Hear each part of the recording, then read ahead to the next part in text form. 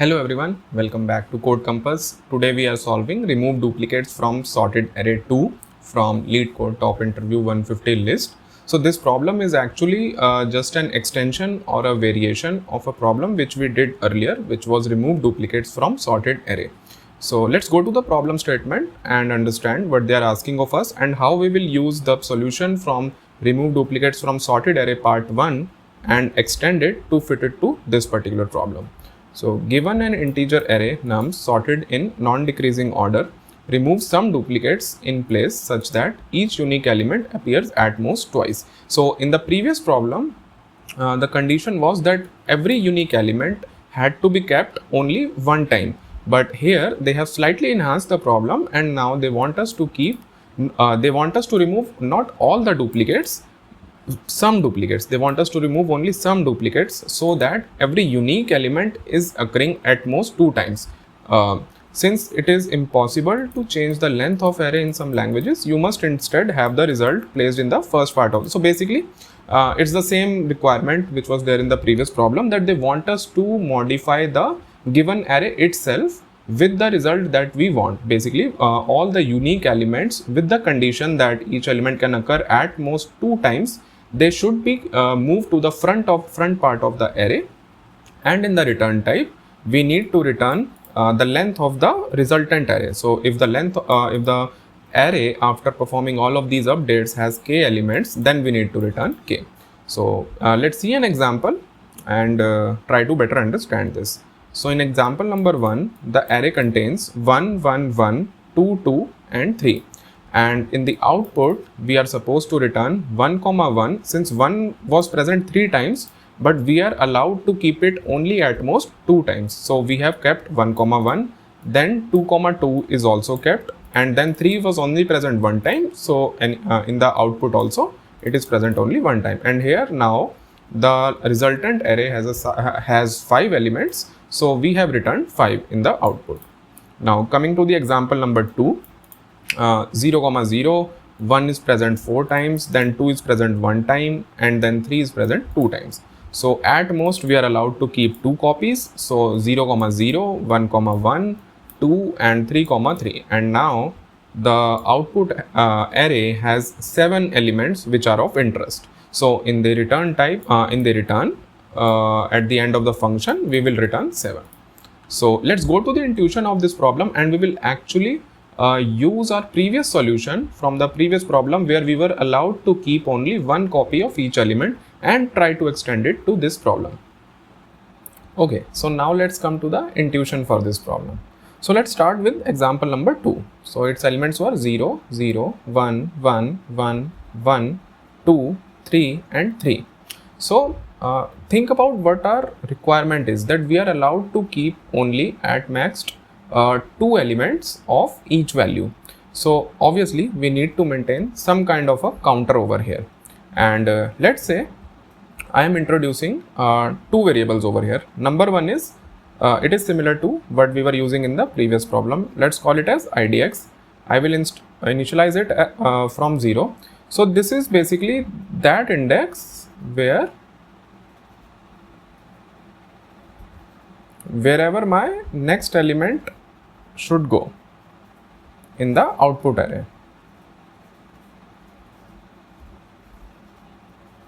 So let's say if 0 is the next element which I am interested in, so it will be placed at index idx. Okay, and additionally I am initializing one more variable which is count. I am initializing it as 1, and at every step what I will do, I will try to calculate for each I will iterate the input from starting till the end. I will try to calculate the count of that element in the output array that I am building, and if that count is less than or equal to 2, then I will make it a part of my result, otherwise I will not make it a part of my result. So listen to this again. Let's say I am iterating from, for I is equal to 1 to n, and why I have started from 1? Because obviously whatever is the very first element of the array, that will always be part of the resultant array, right? Why do I say this? It doesn't matter what value is present over here at this index, this will always be part of my resultant array, because first element is at least present one time, and we are allowed to keep every element at most 2 times. So it doesn't matter which value is there at the front, it will always be part of the resultant array. So let's try to keep an output array side by side, and we will see with a dry run how IDX is changing, how count is changing, and how we are deciding whether to keep the current element in the output or not. So right now, in the very beginning, output array will have the very first element from the input, which is 0. Okay, and IDX will be at 0, count will be at 1. So this is at the starting position. Okay, now let's start with I is equal to 1 to n, and we will try to see what is exactly happening. So for each iteration, what I will do, I will first of all try to update count, and if count is within the limits, then I will make it part of the output array. So how do I calculate count? What I will do, I will compare, let's call it as array of I, if this is equal to array of I minus 1. Okay, so basically if my current element is equal to the previous element, then I will increment count. Got it? Otherwise, I will set it to 1. So think about this for a moment. So let's say I start iterating from these are the values of the array. Now I am just putting the index values also for easier reference. So 0, 1, 2, 3, 4, 5, 6, 7 and 8. Got it? So at I is equal to 1, which is this value, just see what will happen. At I is equal to 1, is array of 1 is equal to array of 1 minus 1, which is 0. So array of 1 is equal to array of 0.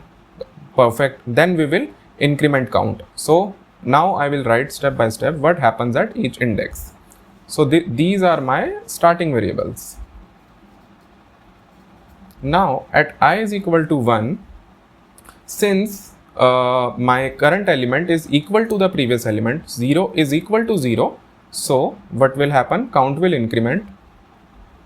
So count was initialized as 1, that is why this will become 2. Got it?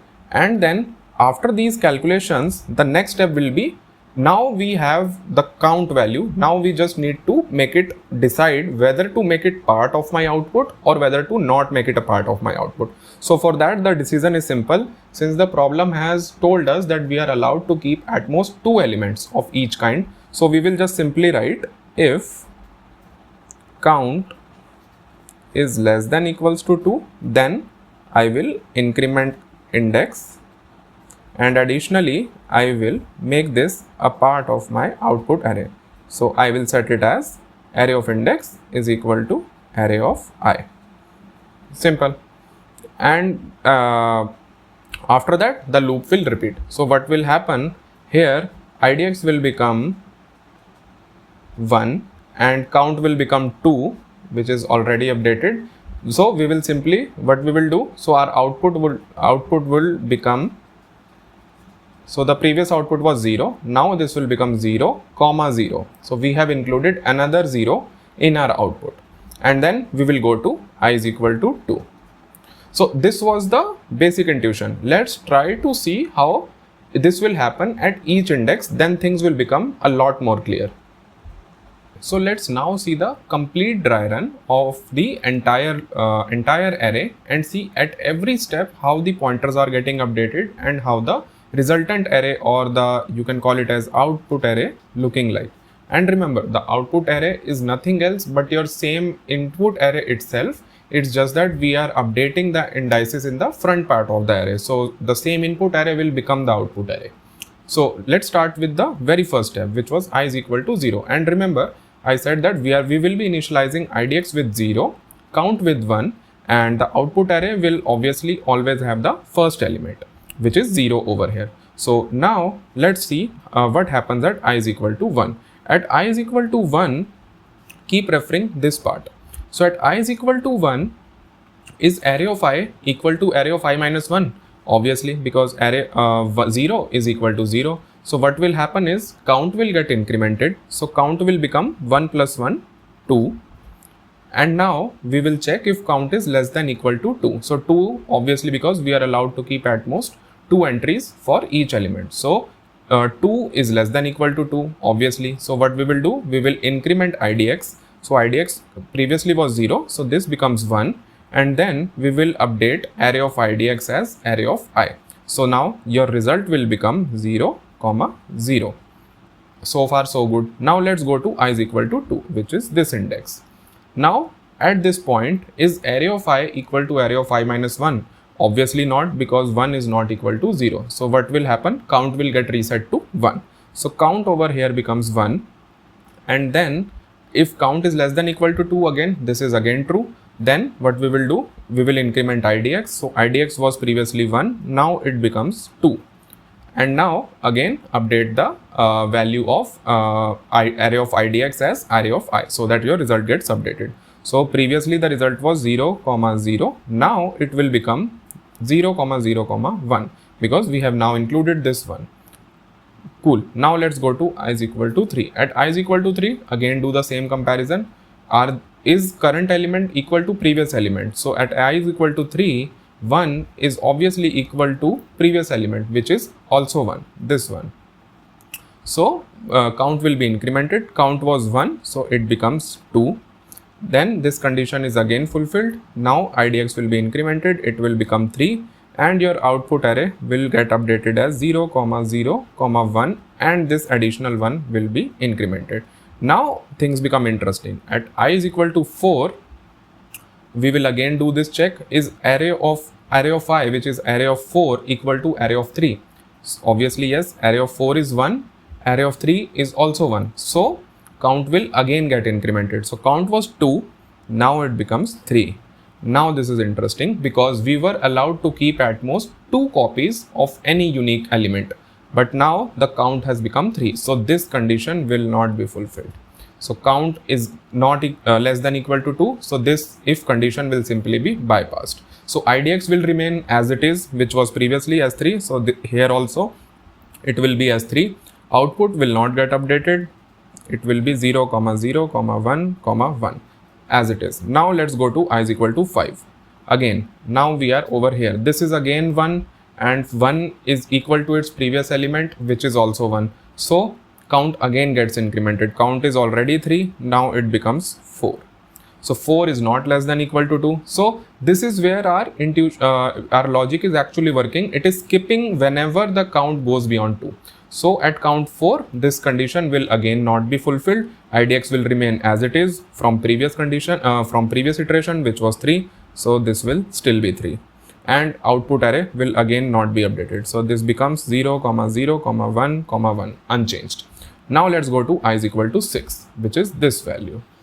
So at I is equal to 6, array of 6 is not equal to array of 5. So this condition will not be met since these are not equal. So count will be resetted. Listen to this again. Array of 6, which is 2, is not equal to array of 5, which is 1. So count will not be incremented. Instead, it will be reset. So it will be reset to 1. Now this loop again comes into the play, because now count is less than equal to 2. So idx will be incremented. So what is idx? Previously it was 3. Now it becomes 4. And now this 2 will be made part of the output array, because we have to execute this condition as well. So now our output becomes 0, 0, 1, 1, 2. Now let's go to I is equal to 7, which is this one.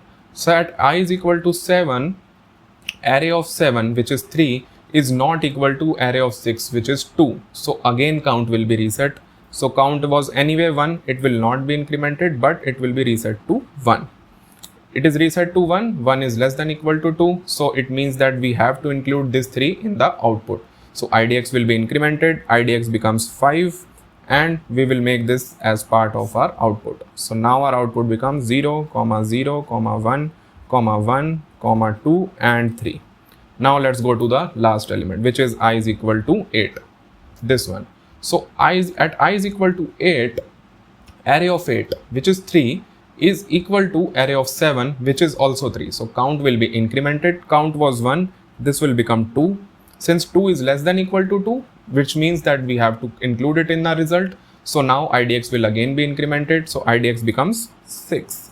And make this, we will include this 3 in the output array. So now our result becomes 0, 0, 1, 1, 2, 3, 3. And after this, our entire array is exhausted. And now going back to the previous version of this problem, we need to return in this problem also the number of elements which are of interest in our input array, which are constituting the output. So over here, if you see, your idx at the very last step is at 6, and if you check the length of this array, it is what? 0, 1, 2, 3, 4, 5, 6, 7. So obviously there's a clear correlation, and simply we just need at the end, we need to return idx plus 1. So this is the entire dry run for this problem. I hope the intuition is clear. If not, please go back a few minutes and watch this entire dry run again, then you will be able to better understand. Now, once you have a clear understanding of the intuition, let's go to the code for this problem.